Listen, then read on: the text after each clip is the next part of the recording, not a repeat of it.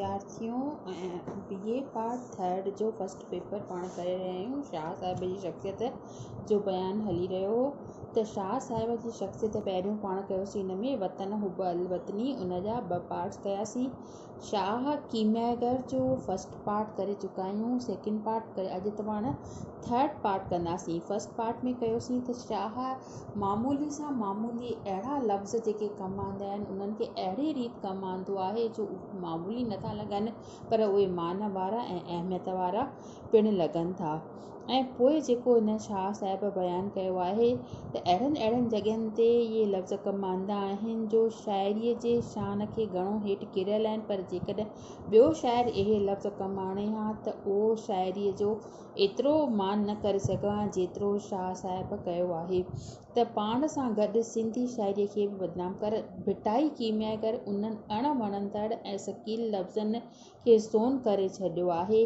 जीअं त कल्ह पाण कयोसीं त छिछी, गंद, बोड अहिड़ा लफ़्ज़ सुठे नमूने बयानु करे उन्हनि जो तमामु मान मथे करे छॾियो आहे।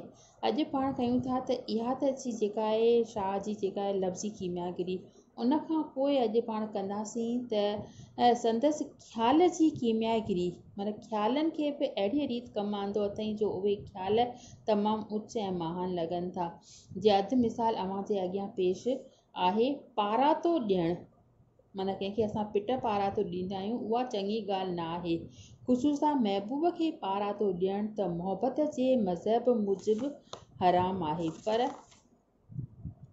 शाह साहिब बि पारातो ॾिए थो पर हिकु अजीब अंदाज़ जो। जीअं त ॿुधाए थो त जॾहिं पुनू ससूअ खे निंड में छॾे उठ ते चढ़ी हलियो थो वञे, तॾहिं ससुई घर तर घोरे अकेले सिर रिण में रुलंदी, कहिड़ा न ॾुखिया बरपट ॾोरींदी थी वते, जिते करड़ा डूंगर कह गणी ऐं वाटुनि ते वारी, तॾहिं हर ख़्याल थो अचेसि त पुनू मूंसां केॾी न कहर कयो, मतिलबु ज़ुल्म कयो, हुन नीह न निभायो, माना प्रेम मोहबत मूंसां न निभाई ऐं पंहिंजो कौल न पाड़ियो, मूंखे निंड में छॾे हलियो वियो, केॾो न कीस करे थो वियो।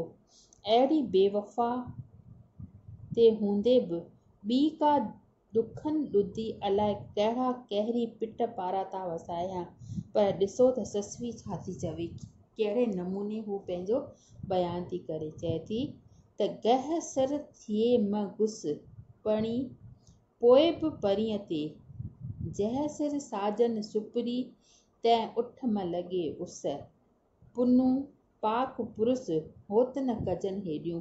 चए थी त मुंहिंजो पुनू जेको आहे पाक पुरुष आहे ऐं जंहिं उठ ते हू चढ़ी वियो आहे तंहिं उठ ते शल उस न लॻे, खेसि पाक पुरुष सॾे दुआ थी करे त जंहिं घस मथां पुनू वियो आहे तंहिं ते शल घुस बि न उॾामे, जीअं मुंहिंजे पिणीअ ते मिटी न पवे। न रुॻो एतिरो, पर जंहिं उठ मथां हू सवार आहे तंहिं खे शल उस न लॻे। वीचार ज़ाहिर आहे त उठ जो कमु ई आहे थर बर में पंधु करणु, जिते आहे सुञ ऐं उस, अहिड़ीअ हालति में खेसि उस न लॻे। सिक सिदक ऐं सहनशीलता जी हद कई अथई। अञा बि अॻिते वधी चवे थी त पुनू त रुॻो बेवफ़ा हो, सो बि मजबूरन, मगर ॾेरनि त ससुअ सां नुसूरो नाहक कयो हो, उहे बि उन्हीअ खे नशो प्यारे उठ ते चाढ़े खणी विया हुआ। तिन लाइ बि ॾिसो त हूअ वीचारी छा थी चवे। चवे थी त पुनू त रुॻो बेवफ़ा हो, पर जता शाल जियो जियो ता झाड़ू करियो, ॿांभण खे बरोचरे ॿेली नाहिबियो, छिनण ता न पियो हीअ संग न छिनण जहिड़ो। चए थी त हीउ रिश्तो मां जेको पुनूअ सां जोड़ियो आहे उहो छिनण जो रिश्तो न आहे, बरोच खां सवाइ मुंहिंजे लाइ ॿियो को आसरो कोन आहे, इन करे ए जता शल जियो ऐं मूंसां भली जुठियूं कंदा रहो। जतन खे दुआ थी करे त अव्हीं शल जीअंदा रहो, जीअं मूंसां जुठियूं कंदा रहो। इन लाइ मां कष्टनि जी कसौटीअ तां लंघे अची सिर वेचे साबित थियां। कहिड़ियुनि बि सख़्तियुनि ऐं मुसीबतुनि में मूंखे त उन पीढ़ीअ सां नींहुं निभाइणो आहे ऐं उहो नातो छिनणु अहिड़ो न आहे। दिलि जी एॾी कुशादगी, कुर्ब जो एतिरो क़दुरु शाह साहिब तमामु बेमिसाल नमूने क़ाइमु कयो आहे। अञा बि हिकु ॿियो उदाहरण तव्हांखे ॿुधायां त सुहिणीअ जो महबूब दरिया जे परीअं भर वञी मेहूं वठी वेठो आहे। सुहिणीअ खे हर रोज़ु राति जो दरिया पार करिणो थो पवे। लोकनि जूं पचारूं हिकु तरफ़ त माइटनि जो ख़ौफ़ ॿिए तरफ़, जान जो ख़तरो तंहिंखां सवाइ। इन्हनि सभिनी ॻाल्हियुनि हूंदे बि इजो हूअ ई लफ़्ज़ चवे थी त मेहूं हिन मेहार जूं अलाह सभु जीअनि, कारियूं ककियूं कुंडियूं वारा कयो वरनि।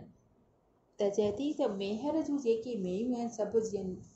सुहिणीअ खे केॾो न मतिलबु ख़ौफ़ हूंदो हो जॾहिं हू कारो समुंड तरी करे मेहर सां मिलणु वेंदी हुई, तॾहिं बि हूअ चए थी त ई जेके इन जूं मेयूं आहिनि सभु जीअनि, अञा बि कारियूं ककियूं कुंडनि वारा कयो वरनि, मतिलबु उहे उन्हनि सां ख़ुशि रहनि ऐं मां कारो समुंड तरी करे लोक लॼा खे पार करे करे पंहिंजे मेहर सां वञी मिलां थी।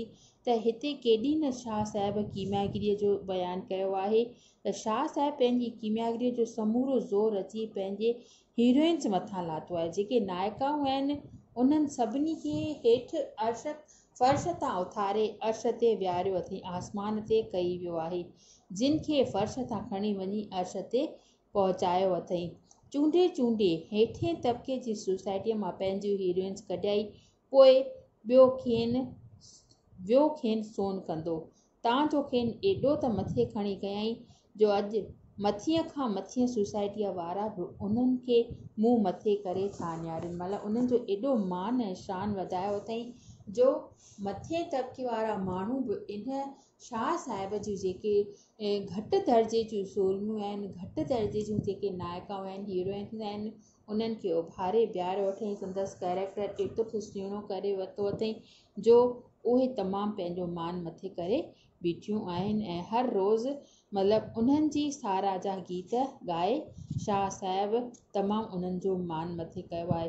कंहिं बि ज़ुबान जो अदब हक़ीक़त में उन्हीअ मिल्क जी समाज जी सची तस्वीर आहे। अहिड़े रूप में बि शाह साहिब अहिड़ा लफ़्ज़ किताब अञा आहिनि जिन जे करे असां उनखे हिकु महान कीमियागर सॾे सघूं था। त शाह साहिब पंहिंजे समाज जी सची तस्वीर कहिड़ीअ रीति उन्हीअ में सुठनि लफ़्ज़नि खे बयानु कयो आहे, इन्हनि जो बयानु असां अॻिते नेक्स्ट पीरियड में कंदासीं। अॼु बसि एतिरो ई।